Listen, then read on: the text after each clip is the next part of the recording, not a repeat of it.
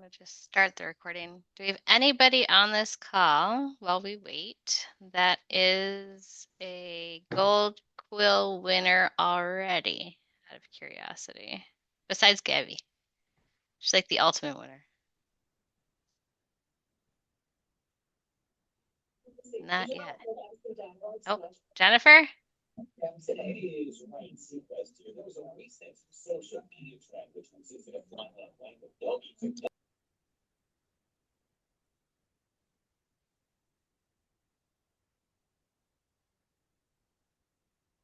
All right. Well, let us kick it off. So hello, my name is Heather Natal. I am the past president for the IABC Chicago chapter. Very excited to have you join us today. I want to welcome you. Our speaker is someone who truly embodies excellence in communication. Gabi Loring, who is an FCSCE. Gabi is a dedicated leader within IABC, currently serving as Chapter Engagement Director for the IABC US region. She's held key roles, including Awards Committee Chair and Gold Quill Awards Blue Ribbon Panel Chair for 9 years. Her passion for gold quills and measurement is unmatched. She has earned more than 75 Quill Awards, including 13 prestigious Gold Quill Awards. She's also served as the IABC Chicago president and has been recognized with the IABC Chairs Award and the Karen Utterback Volunteer Award.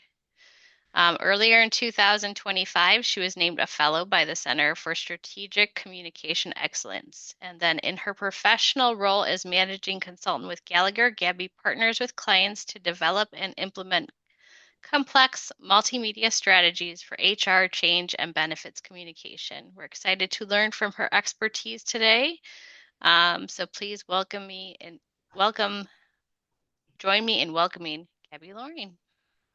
So we have everybody on mute, but if you have a question, you can either unmute or put it in the chat, and we will definitely have lots of time at the end for questions. So let us go for a little while before asking, because I might answer what you want to ask as we go.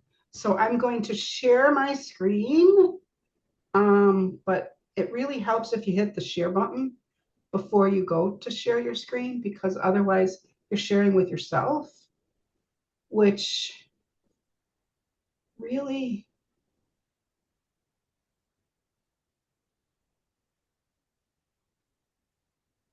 Thankfully, doing videos is not part of submitting for the Gold Quill. Yeah, true. Okay, let me just go to presenter mode here. Aha! We have slides. Everybody can see. If I go in presenter mode, I can't see the chat. We are there. I can monitor the chat for you. Thank you. And I'll go out of presenter mode when we get to the actual Q&A section. So we're here to talk about entering a Gold Quill Award. I'm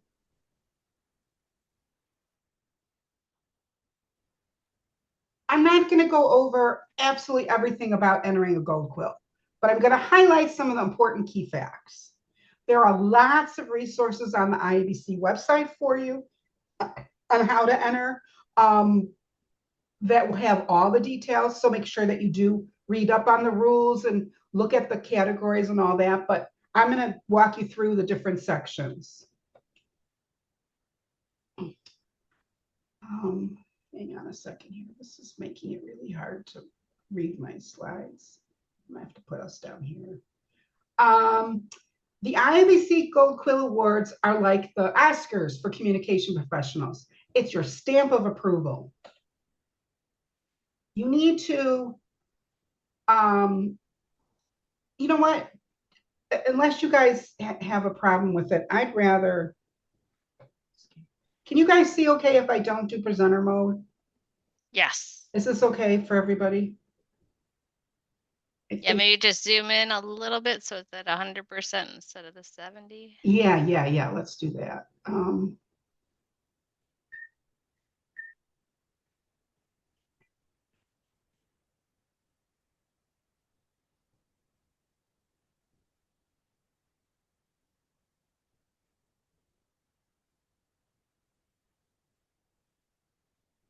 All right, can everybody see that okay? This way I can also see the chat and it's just a little bit easier for me.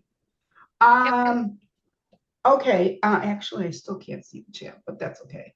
Um,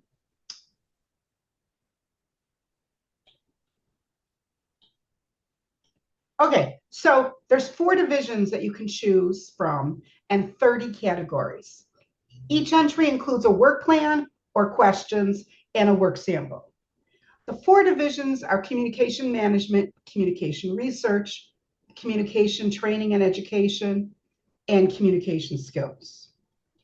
You can enter in more than one division and or more than one category, as long as you pay for it.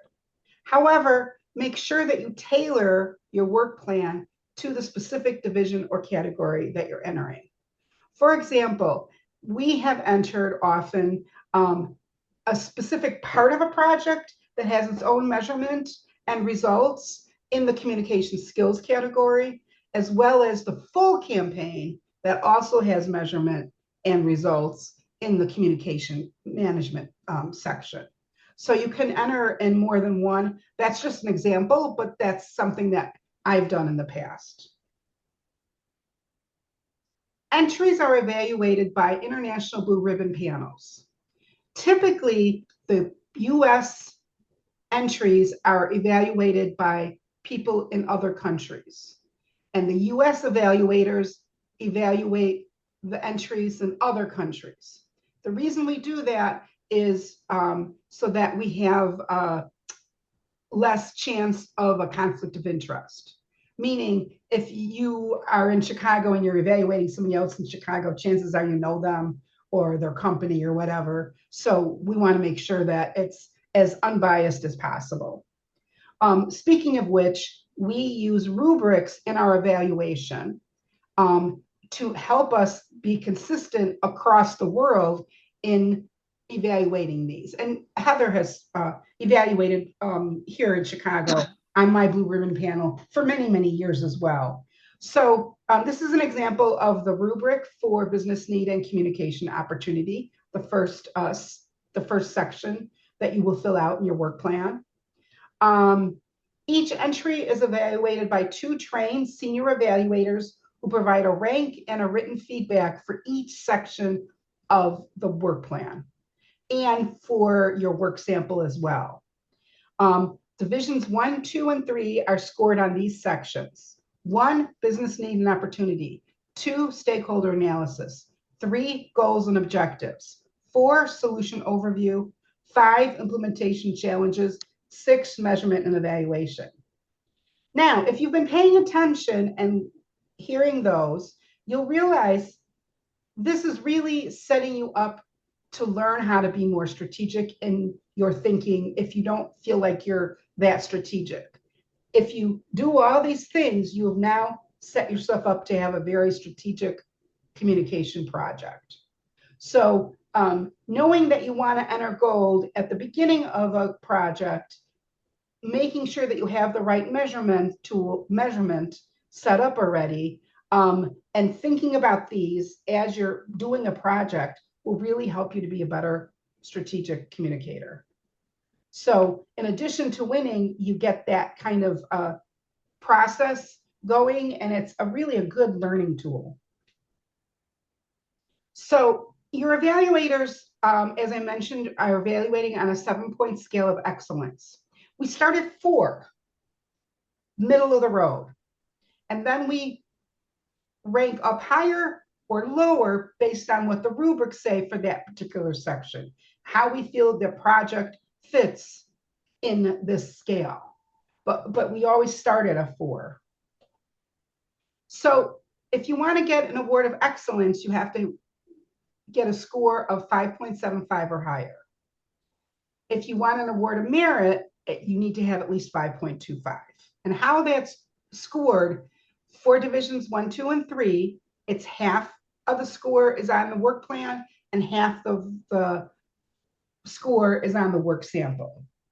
In division 4, you're answering a few questions, and you have a work sample as well, but it's a third based on professional standards of execution, a third based on strategic alignment, and a third based on creativity, resourcefulness, or innovation.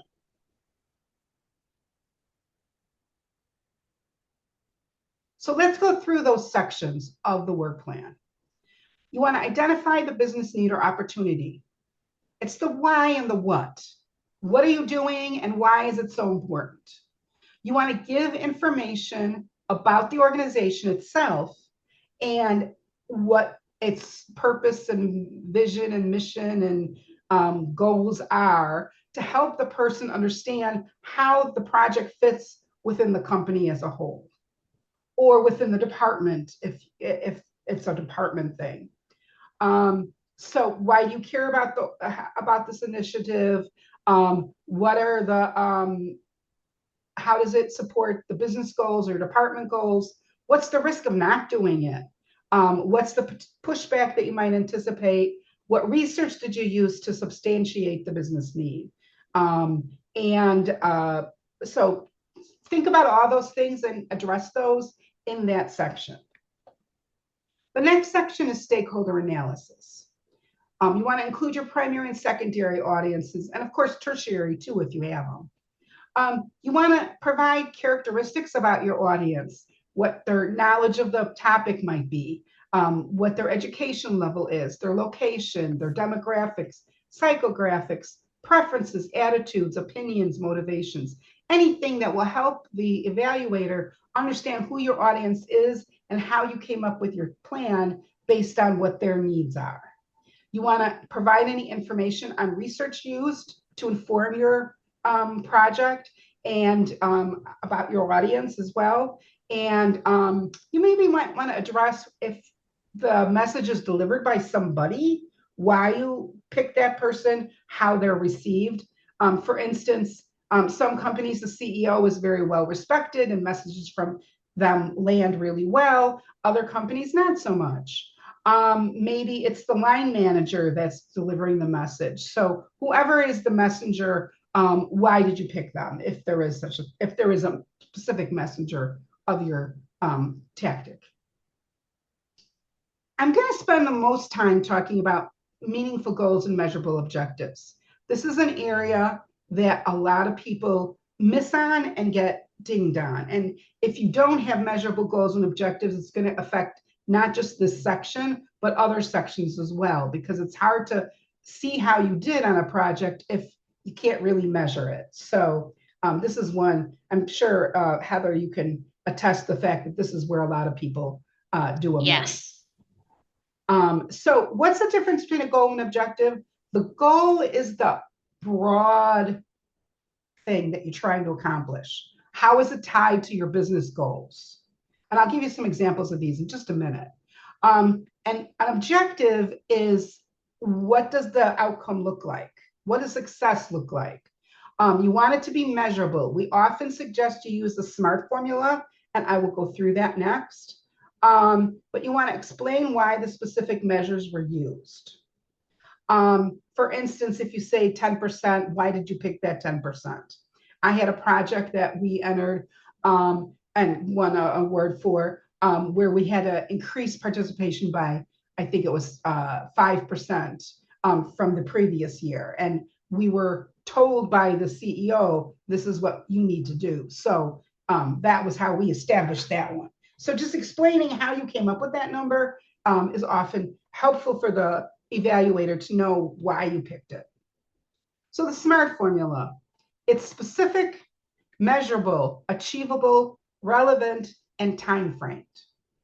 If you do those things, then it really will help you, help us know how you did on the project. So here's an example of the goal versus a SMART objective. The goal, and I actually have this case study a little later. This is based on a Gold Quill winning case study that I did. We want to reduce employer medical costs by shifting some employees to a new medical option. The SMART objective is to have at least 800 employees enroll in the new medical option during annual enrollment period. Now you can see that objective is specific, it's measurable, it's achievable, it's relevant to what we're trying to accomplish, and it's got a time frame on it by annual enrollment. So that's what a SMART goal is. I noticed there was a question or comment. No question. I was just putting in there to make sure to add them in the chat if they have any. Okay, cool. Yep. So there's two kinds of objectives, output-based and outcome-based. If you do categories 1, 2, or 3, I'm sorry, divisions 1, 2, or 3, in the first 3 divisions, you have to have some outcome-based goals, at least one. If you're doing division 4, the skills category, you can have only output-based, you can have outcome-based, you can have a mix, but you don't have to have an outcome-based for that division. What's the difference, Gabi? Well, an output-based objective measures against volume or increases against media vehicles or channels. For instance, 50% of employees will watch the promo video during 2024. Website visits will increase by 1,000 in 2024 as compared to 2023. Now you can see how those still follow that SMART formula, and that they're really just measuring a number of something. It's not really moving the needle. It's not really changing opinions or anything. That's what an outcome-based objective is. They will change their awareness. They will maybe change their behavior or opinion, have a different perception, really understand what you're doing. Examples of that might be employee understanding of the company values will increase 70% based on the survey in 2024 compared to 2023. 2,000 employees will contribute to their account in 2024. Those were SMART objectives, and they're outcome-based because it's where somebody is taking the next step. They are putting money in their account. They're changing how they understand something. So that's the difference between the two. I feel like I'm missing something. Did I lose it? I just think one thing to just keep in mind too, I think you've mentioned it before, Gabi, is that, these are being kind of judged or assessed by people that might not be in that country. So make sure you're including data along the lines of with that in mind, that this person's not familiar with your home country potentially, or in your company and in the field that you're in. For instance, those of us in the U.S. know that climbing healthcare costs is a big deal. But in other countries, it's not because they have socialized medicine. So just maybe mentioning that that's a big portion of the budget and why it's important really helps to frame that. So the next section is the solution overview.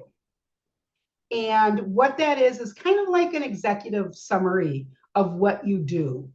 You want to provide key messages, but do make sure that if you say, this is my key message, when I go to the work sample later, that key message is in that work sample somewhere. I don't know how many times I've evaluated. I said, here's my key messages, but I couldn't find them in any work sample. So how is that a key message if you've never even told anybody about it? What were some of the unique features of the project or the tactic? And how is it aligned with the business need? You'll notice I'm saying business need a lot. It's really the crux of what we're trying to accomplish here. So this is an example of from award-winning entry of mine. We often do it as a table. It makes it really easy at a glance for the evaluator to see what you're doing. You don't have to do it as a table, but it certainly works well if you have multiple pieces. And if you have different like phases, listing them by phase, and then the pieces works really well as well. So in this particular case, we have the tactic and distribution in the first column. The second column is the audience and how it was distributed. And then the last one is the supporting logic and unique features of each one of those particular tactics. So that just gives you kind of an idea of what the solution overview. The next section is the implementation challenges. You need to explain how your resources were used. You want to include budget, time, staff, consultants, and other resources that you used. You want to outline any challenges you faced and demonstrate how you managed them, whether it's time or whatever the case may be. Something else happened in the world that, you know, threw a loophole in what you were trying to do. How did you go about that? Provide a budget that seems reasonable for the organization and scope. For example, a dollar amount, percentage of budget, percentage of time by resources. We know that not everybody is allowed to give the actual dollar amount. So if you say like it's a percentage of the communication budget or the whatever, Or like group, 10 hours of the communication department's time. yeah, something like that. Just somehow you need to address it. And demonstrate consultation with stakeholders, including how you presented it to management. Who else did you get involved in this, and how did you do that? And then you want to also provide evidence of what you did on the project. As a consultant, we often will say, Gallagher did this in this role on the project, and the client did this in this role.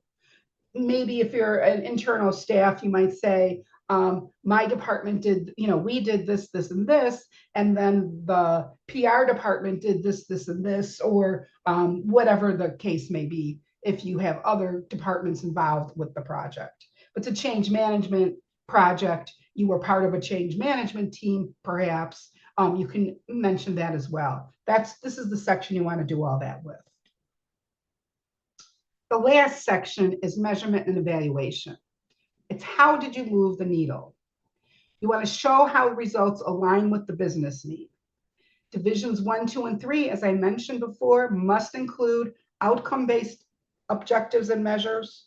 So you need to make sure that the objective is there and the measurement, and that they match, that you can tell how you did against that objective. 4, you do have to have measurable objectives and show how you accomplished it, but they don't have to be outcome-based, as I mentioned. You want to provide a thorough evaluation that supports the results for each objective. So for each objective, you should have a corresponding result. And it can include some anecdotal results in addition to your measurable results, but you can't just have anecdotal. Saying that the CEO was happy with the project will not get you a gold quill. That is not a measurable result. It's good to include it, to say something about we heard from the CEO and he blah, blah, blah, blah, blah. It's just a nice to add, but if you don't have room for it, don't include it. And certainly you need to have the measurable stuff. So here's some examples of Gold Quill winning entries that I did to kind of show you the goal, the objective, and the measurement. What we often do on the work plan is up on the top where we talk about the goals and objectives, we put it in a chart with 2 columns, and then we copy that same chart and the measurement section and add a 3rd column and put the measurement in. So at a glance, kind of like I'm showing here, in a table, the evaluator can really see what the goal was, what the objective, and how did I do on it. So in this case, Little Fuse wanted to introduce a new medical option to help with healthcare costs, particularly. So these weren't all the goals in this entry, but I just pulled out 2 to kind of give you guys a taste of what this is. Help associates pay attention and make an active medical election. You can tell that's the broad goal. The specific measure is to have 65% of associates make an active medical plan election during active election during enrollment. We got 90% to enroll, so the client was super happy. They wanted to reduce employer costs by shifting people to this other medical plan, which would save them money. They wanted to get 10% in the first year. Based on their consultants, that was a good number that they, based on their results of other companies, for first year for putting in a plan like this, a PPO and plus HSA, which stands for Health Savings Account, in case you didn't know. 10% was a good number. And of the 10%, they wanted at least 50% to actually put money in their HSA. We ended up getting 41% of associates to enroll in this new plan. That was really good. And 80% of those people put money in their HSA and understood that that was what you needed to do to really make the plan work for you, is to actually add your own money. Now, what if you don't make a measurement? What if you didn't quite make your objective? Can you still enter? The answer is yes. Now, if you said you wanted 65% and you got 10%, I don't think I would enter.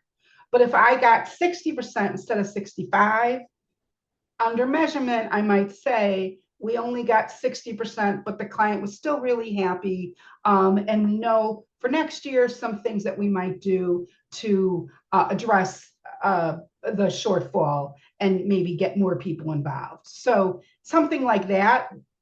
If you have other measures that you didn't make, that you made, I'm sorry, if you made other measures of your other objectives and you only have one that you didn't quite make, that's fine. Go ahead and still enter. Just explain why you didn't quite make it. Or if there was, extenuating circumstances, something happened and you had increase in money because of something or another, something fell through and you had to use a different venue and so now your costs went up, blah, blah, blah. Whatever it is, just give an explanation.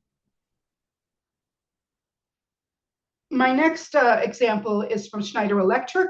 They rolled out some new programs designed to give everybody new ways of working, is what they called it. So my first, again, there were more goals and objectives than this. And actually, you can have one goal with multiple objectives. You don't have to have a one-for-one. We often have one goal with a couple of objectives for each goal. But I just wanted to show you a couple of examples here in the effort of time here. So they wanted to have employees take advantage of these new ways of working. Why offer something if nobody's going to take advantage of it? Because they heard from employees from multiple research, both from focus groups as well as surveys, people were looking for more flexibility and more work-life balance. I mean, who isn't? So the goal was to have at least 800 employees enroll in the PTO purchase program during the first annual enrollment. And they want to have at least 50 employees enroll in voluntary part-time during annual enrollment. Now you might say a big company like Schneider Electric, 50 employees, Gabi, isn't that like cheating? Isn't that like a small number? The answer is, first of all, this is just US based.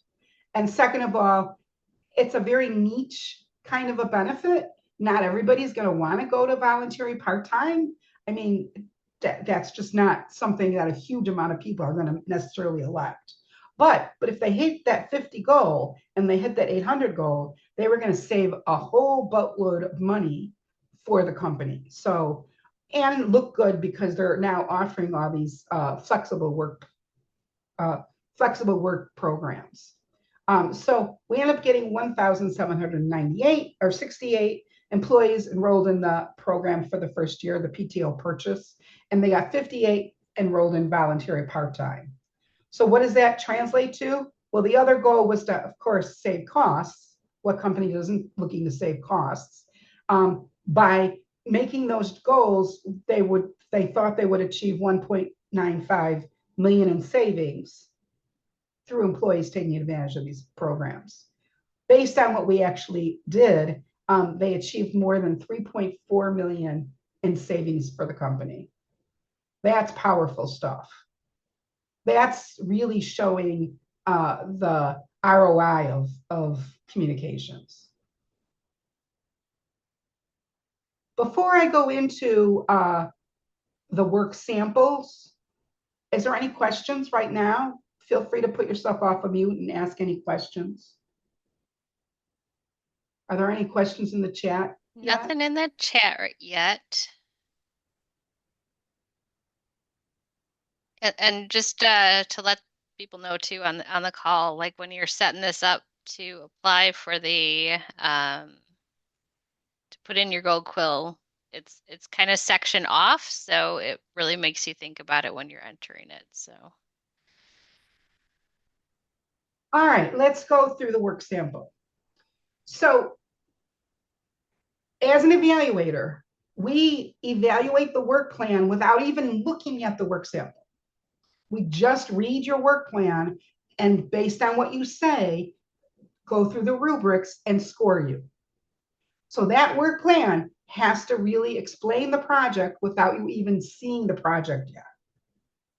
Now we're going to evaluate the work sample. We're going to look at your work samples and we're going to go back to the work plan and make sure that what you said you were going to do, you did. So you're allowed up to 5 samples. You want the samples to demonstrate your strategic planning and execution. It's helpful to present the work samples in the same order as you list them in the work plan. It just makes it easier. If you're showing multiple tactics in one file, make sure to label each component. Because you're only allowed 5 samples, and maybe one of those might be a research report, one of those might be your full plan. So now I only have 3 left. So maybe I put the email and the poster and a 10 card all in one PDF. Just put a label on in the PDF that, poster 1, email 2, whatever it is that they're looking at, help the person understand what they're looking at by labeling it.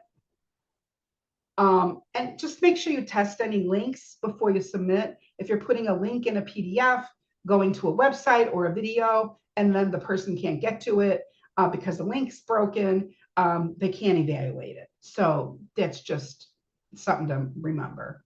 Evaluators look for, again, the communication plan or implementation plan. Any research reports you had, samples of your tactics and tools, an executive summary of the measurement and evaluation, and they're looking for creative samples, right? And this is the best of the best. So it doesn't mean that you have to have really high budget and really glossy things if that's not appropriate for what your project is and it's not appropriate for your audience and what you're trying to accomplish. We're going to do the rubric based on what you say you're trying to accomplish and who your audience is, and we're going to keep all that stuff in mind. So this is that PPO project that I was talking about. Here were some samples that we had. So that's basically the work sample in a nutshell.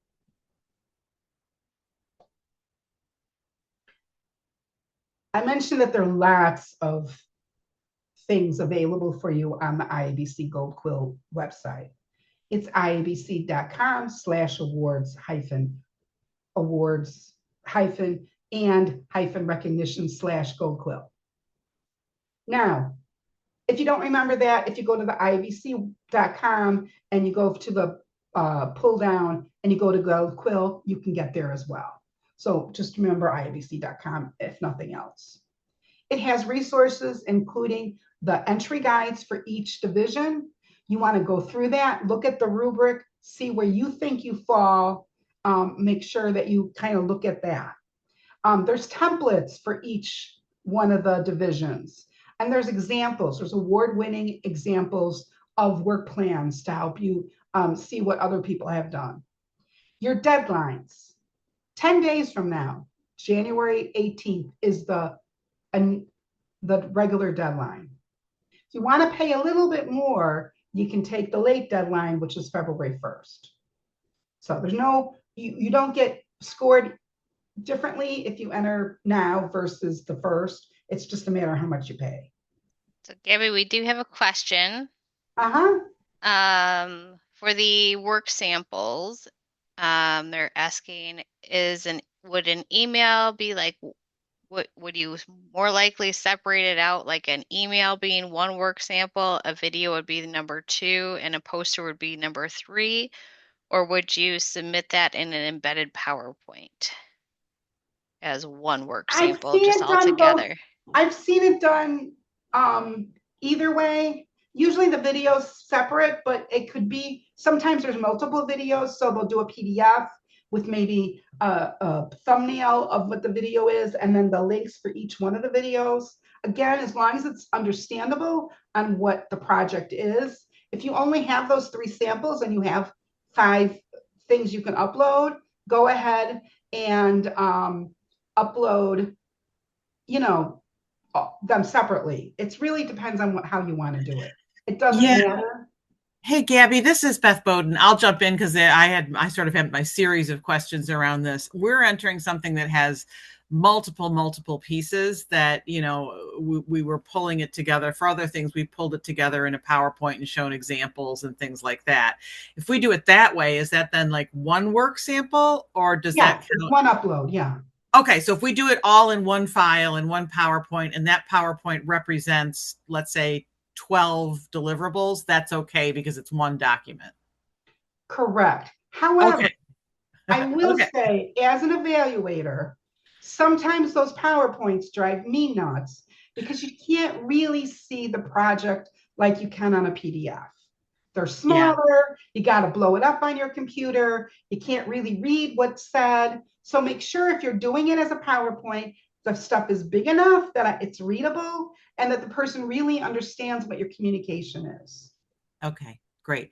That's super helpful. I thought we were going to need to take it all apart, Or if there's a key piece like the book that tells you about everything, and then you have like the ancillary stuff, you can put all the ancillary stuff in a PowerPoint, but then leave maybe the main piece or the website or whatever separate so that a person can actually, like, they need to be able to read it. I don't know. We have, so if you want to do a video, a website, but it's behind a firewall, then you can do screenshots. Mm-hmm.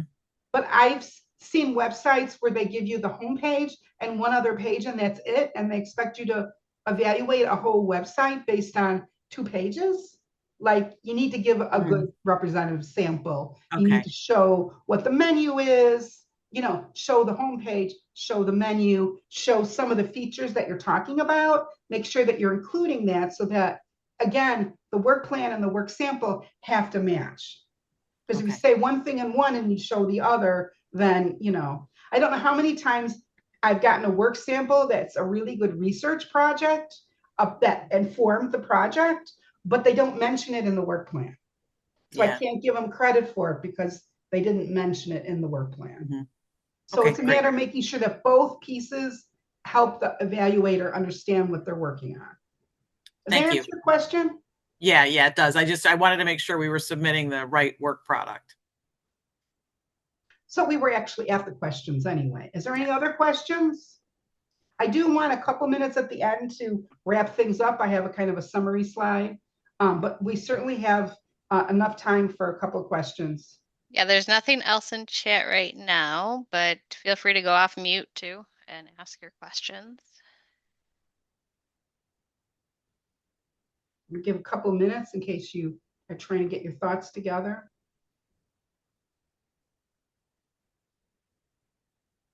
Yeah, kind of to Gabby's point too.